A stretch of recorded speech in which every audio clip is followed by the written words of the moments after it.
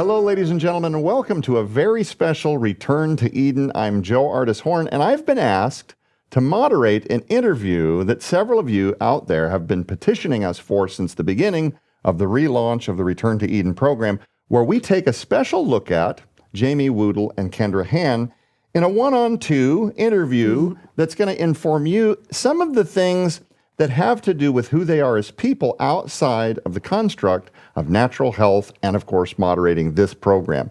So we're going to get to know you ladies today, Jamie Woodle and Kendra Hann. And I'm going to rapid fire some of these questions. If you and again, just so you understand, setting this up, they don't know what these questions are. I have them on a list.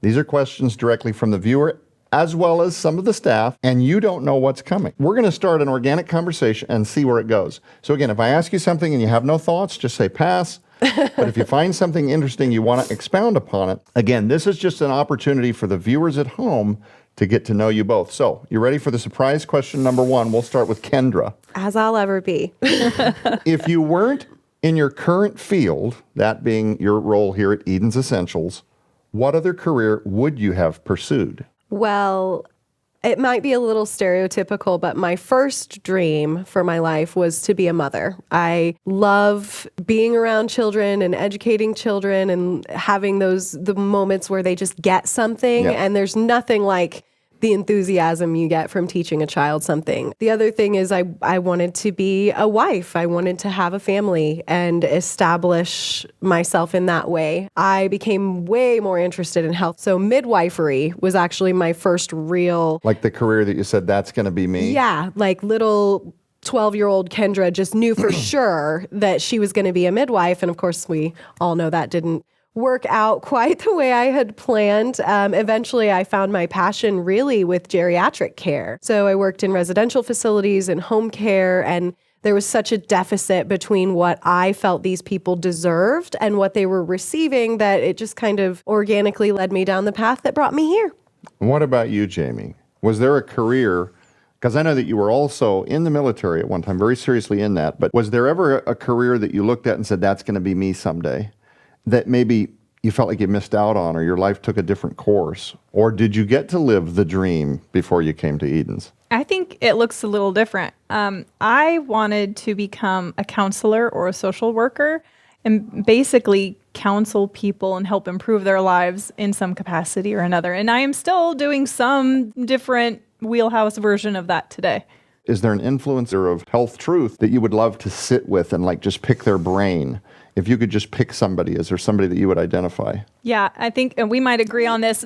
Barbara O'Neill. Yes, we both love her so much. Yes. We might try to set that up soon. We would love that. I could agree, by the way. Yeah, you're a fan? Oh, yeah. No, I would have questions for Barbara O'Neill. Yeah. I may or may not have a list of questions, that I would like to talk to Barbara O'Neill our mutual friend Lynette Hill, who authored the book Overcoming Cancer, she just met Barbara O'Neill this last weekend. And I guess Barbara from the podium, or I'm told via text, that she told everybody, you got to go get Lynette's book because this is what natural healing looks like. Yeah, that's beautiful. If I had to pick another one, though, it would be Dr. Mark Hyman. He has a podcast called The Pharmacy, but it's FARM, not the traditional pharmacy. That's cute. Yeah, and he has all kinds of different professionals in the health field on and to share about evidence-based science that's coming out. And it's just really, really interesting. And what about you, Kendra? Is there a personality out there? I mean, you just said Barbara O'Neill, but is there another one? Sharice Parton. Can I say Sharice Parton? You can. I really love the passionate way that Sharice helps people to see things. She'll say things like, you can live your whole life without sugar, but you can't go a day without salt. And those little earworms that she gives us, she's someone that I just deeply respect and would love to be able to have time between our busy schedules to sit down and really unpack some of those questions. Okay, here's one. People want to know, what is the most interesting place?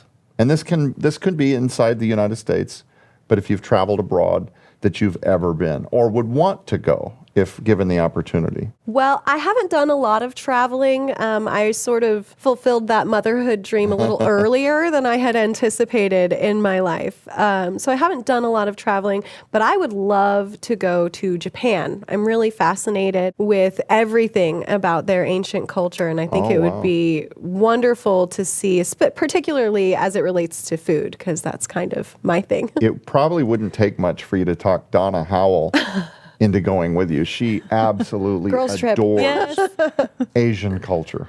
Yeah, it's All of the beautiful and cultures. so deep and rich. And I mean, everything about it is so fascinating to me. So that would be my first choice. What about you, Jamie? If you could just spin the wheel and pick any place on earth, or maybe you've already been there, your favorite place or place you'd like to go. Well, they're different. I have been to, I don't know if I can count Kyrgyzstan. It was like a stopping point for us on our way to Bagram during our deployment.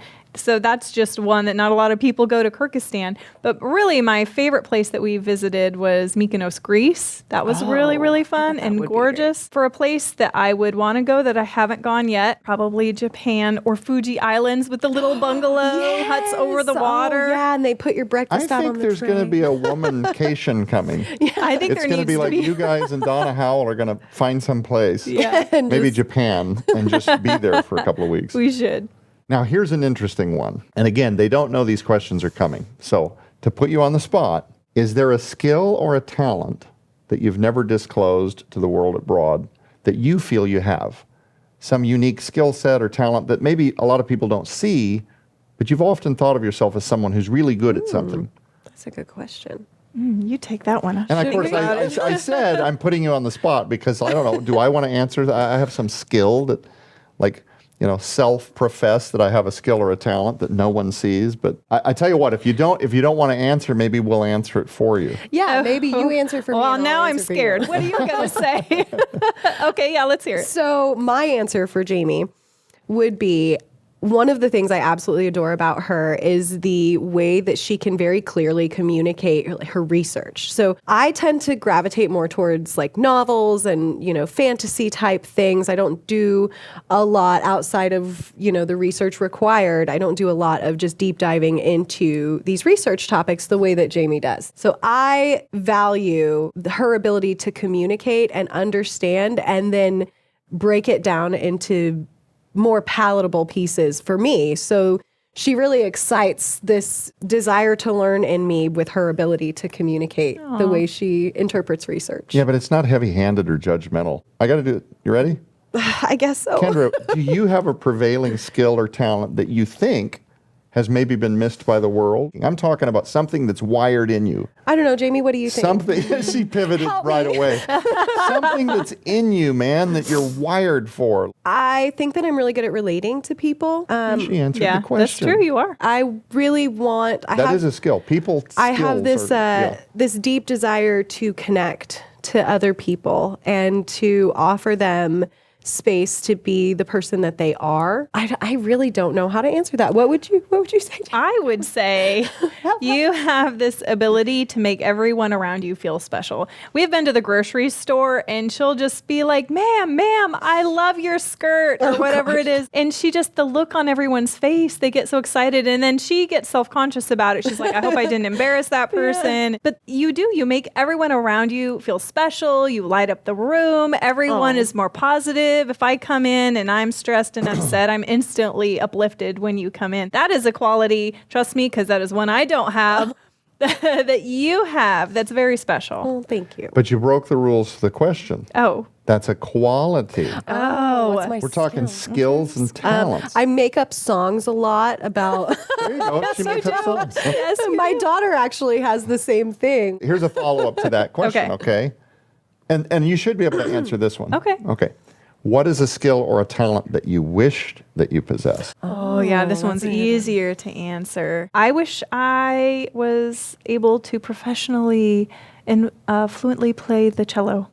Oh. Yeah, that would It's be... on my bucket list. Someday I'm going to learn to play the cello. Why is that? Do you imagine playing it would be cathartic? Yes. Or Yeah. you just love the cello? I do. Yeah. I love the sound of it. And I grew up playing the piano. So piano and singing is more of where my talent lies. But just something about using the bow and the way it gracefully crosses the strings and this beautiful sound that's produced. It's moving. Okay, Kendra.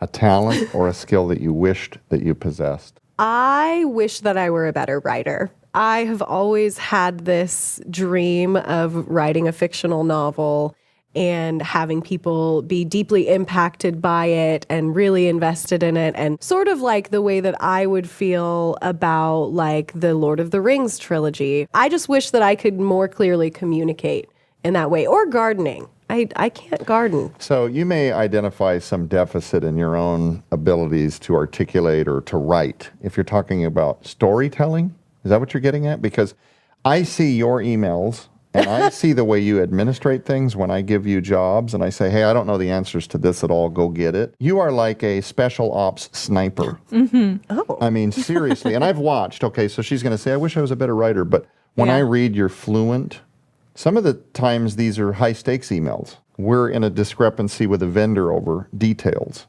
or the amount of money that they've charged us for something is off. Your way of being diplomatic but assertive, and the balance between not being heavy-handed or soft. It's hard to describe case by case. And it's hard to learn. And that's not a quality, that's a skill. It is, yeah. Well, thank you.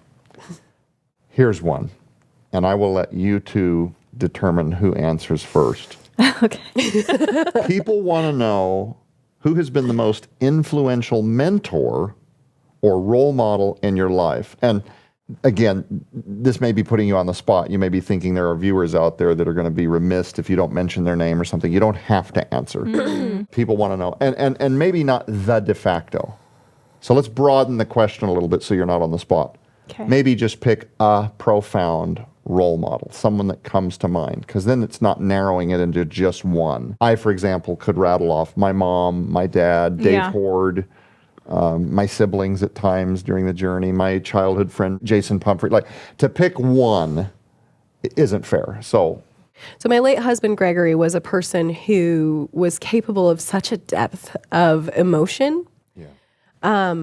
And he was so genuinely loving and kind. I used to joke that he was the Disney princess and I was the Prince Charming because woodland creatures would just seek him for healing, squirrels and various rodents. Not metaphorically, literally. No, literally. He would be at a park and a squirrel would just drag itself over to him. Like they just knew. Like, how are you interacting with that? And it's not biting you or something. Right. And no fear, no reservations. And he could be going through the most difficult times mentally and physically and emotionally. And he would still have the ability to see a person or an animal suffering and offer them comfort. And it was like he didn't even think. It just happened.